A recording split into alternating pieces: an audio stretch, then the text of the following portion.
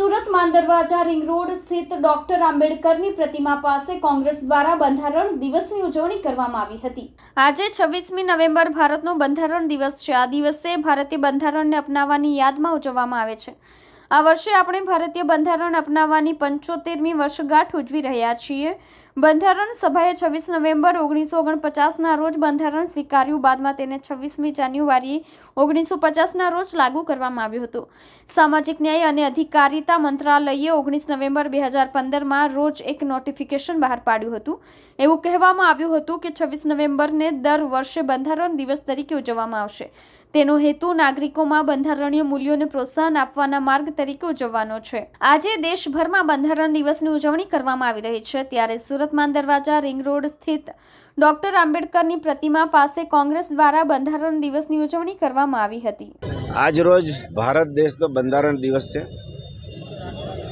ભારત દેશનું બંધારણ 1949 26મી નવેમ્બરના રોજ સરકારમાં રજૂ થયેલો અને તેનો અમલ 26મી જાન્યુઆરી 1950ના દિવસે કરવામાં આવેલો હતો।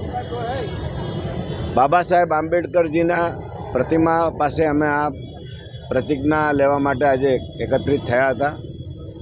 જે બંધારણના નિર્માતા, જે બંધારણના રચયિતા, આપણા બંધારણના જે મુખ્ય વિધાતા કહેવાય, કહીએ તો ખોટું નથી, એવા બાબા સાહેબ આંબેડકરની પ્રતિમા સમક્ષ સુરત શહેર કોંગ્રેસ સમિતિ અને તેમના તમામ આગેવાન મિત્રો, કાર્યકર્તાઓ, સાથીઓ સાથે આજે અમે આ બંધારણના રક્ષા માટે, આ બંધારણની સાથે કોઈપણ પ્રકારની સરકાર છેડછાડ કરે એવા ભય સતાવી રહ્યો હોય તેની સામે અમે પ્રતિજ્ઞા લીધી હતી।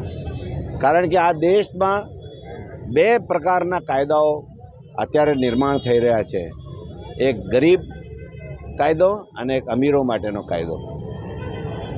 અને આપ જોઈ શકો છો કે ચીફ જસ્ટિસ ઓફ ઇન્ડિયા, જે અત્યારે ચંદ્રચૂડ, જેને આપણે ખૂબ મહાન, ખૂબ એને શું કહે કે ન્યાયનો વિધાતા કહેતા હતા, તે વ્યક્તિએ પણ એવું સ્ટેટમેન્ટ આપવું પડ્યું કે ચીફ જસ્ટિસ, સુપ્રીમ કોર્ટના જજોએ રાજકારણમાં જોડાવું ના જોઈએ। એ કોઈક અંશે ઇશારો કરે છે। તો એવા સંજોગોમાં કોંગ્રેસ પક્ષ આ ગરીબોને ન્યાય આપવા માટે, તમામ જાતિ, ધર્મ, ભાષાને ન્યાય આપવા માટે, એ લોકોના જે હકો અને અધિકારો છે એમાં કોઈ પણ પ્રકારનો છેડછાડ ના થાય તેની અમે પ્રતિજ્ઞા લીધી છે।